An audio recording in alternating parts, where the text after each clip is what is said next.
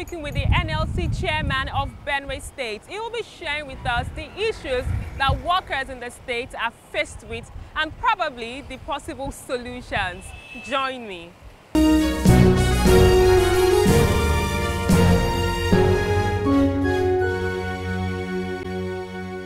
It's good to have you on the program. Thank you very much. A lot is happening in Benue State, but for me, I'm concerned about the workers of the state. How has the workers been faring? That is true. It's exactly what is there. For the state workers, they are being owed 6 months from 2017. That is from the month of July to December 2017. The state workers are owed up to that much, 6 months. And the local government staff is 10 months from March to December of 2011. For the primary school teachers, 2011, 2017. 2017, sorry. 2017, I'm talking of last year. Then for the primary school teachers, they are being owed 11 months. That is from February to December of last year, 2017. As the NLC chairman of Benue State, what has been your role in all of this? No, you see, you know that even you as a person, if you are being owed that number of months as salaries, you know, apart from feeling bad as a worker that ought to be paid at the end of every month, the hardship that you get into is even something we are concerned here. You know, people have passed through a lot of hardship, honestly, because of this non-payment of salaries.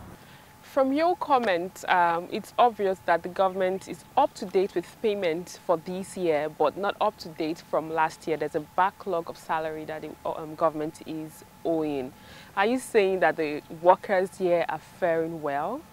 No, not really feeling well, because you know the hangover from the salary arrears is definitely affecting them, the workers. Now, you know, if you are owed those number of months and they pay from this year up to date, you also have some issues based on the arrears, the arrears of salaries that is being owed. So many things happen. Some people have even, ranging from sickness to death to, all these problems are there. So you cannot say people are completely comfortable for now. Actually, the hangover is there. During this period when the government was owing workers' salaries, what were the measures taken by NLC to ensure that the government yields the demands of the workers? Yeah, my role normally is to see that workers are given fair treatment, especially in the area of welfare. That also include this payment of salaries, which is very, very important. We have tried so much to engage government on this issue right from time that this non-payment started. So we have done so much. We have engaged government. We have even gone on strike on this matter. For how long did the strike actually took place? Yeah, we started the strike. The thing didn't last too long because of the intervention of our national body. The strike lasted for like 2 weeks, and when the national intervened, we had to suspend the strike and continue with the dialogue. The State Executive Council of Nigeria Labour Congress, we met with His Excellency to let him tell us what efforts he's making to clear the arrears of salary, because like I told you, people are not finding it easy, even though there is a kind of stability for salaries for this year. The hangover is still there, like I explained to you. The federal government of Nigeria released funds to most states twice, and it ran into billions of naira. Would you say that the Benue State government is sensitive to the plight of workers? Can you say that they take workers' salaries as top priority? Yes, you know, as far as I know, the first bailout that came, you know, already this the past administration was owing some salaries before she left. So this government came and inherited some arrears of salary. That was the first money that came as a bailout fund, and that cleared that yes, that arrears. Then thereafter, what was coming in as federation federal allocation was not enough to take care of the salary that was on ground then, and that started salary started accumulating as a result of that. So the Paris crop, the first tranche that came, was pushed. I wouldn't know, was pushed into salary, quite all right. But you know, government cannot carry every money. If we were to handle it as workers, we will know that we will spend the whole money for salary. But you know, it was government that was paying. But as far as I know, they tried to push the at least more than, but because from what the federal government said was that at least 50% should be channeled to salary. And I think what was spent for salary was more than 50%. From my research, the state government actually claims that the backlog of salaries owed is due to huge wage bill, and therefore it says it might be very important for the state government to actually conduct some verification exercise in the states. How necessary do you think this is? The issue of ghost workers here, I can't precisely talk about it. It's only government that can determine this, because me as a worker, I'm also employed by government. And so when people talk about ghost workers, it's the same government that creates ghost. So when government set up a committee to verify whether somebody is a ghost or is not supposed to be on payroll or government, you know, what we do at our own level is to assist, so that if these things are found, they should be removed, because this thing affects us directly.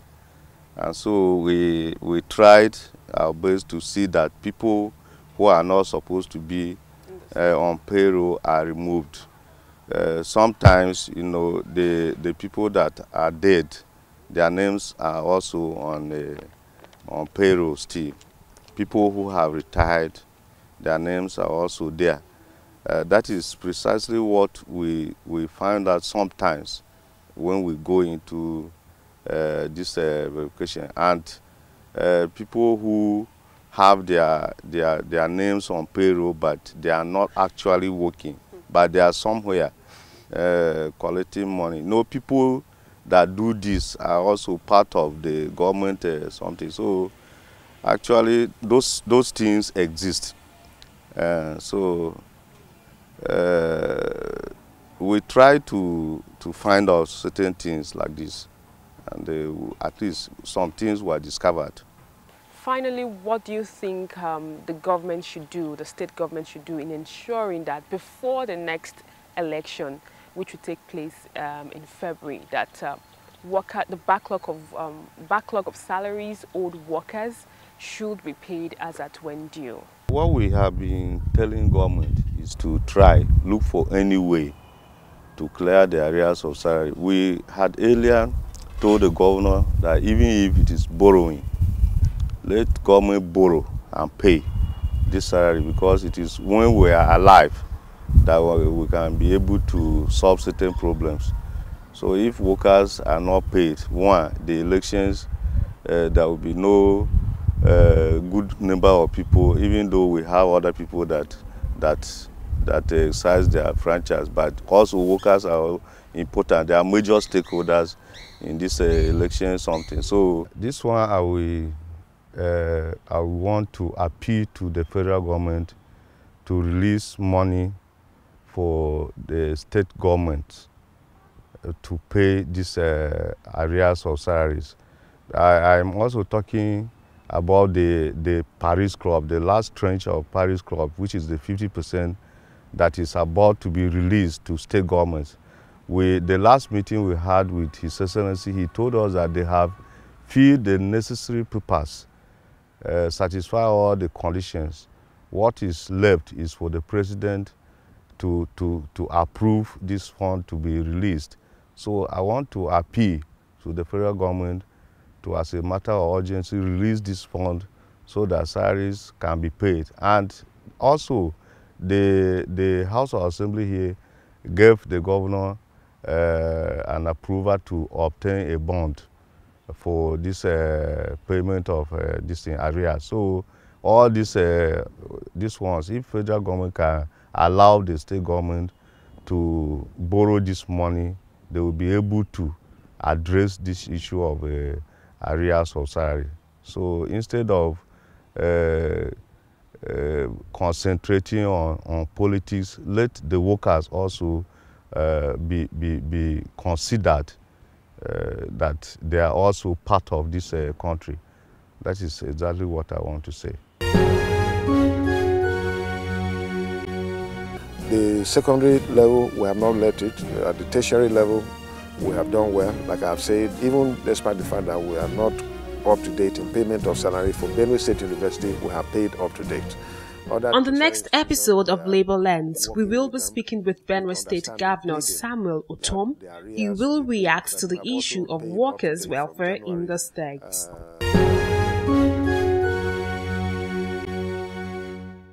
And that's all we can take on today's edition of the program. Join us next week for a fresh edition of the show. I am Sharon Ijason.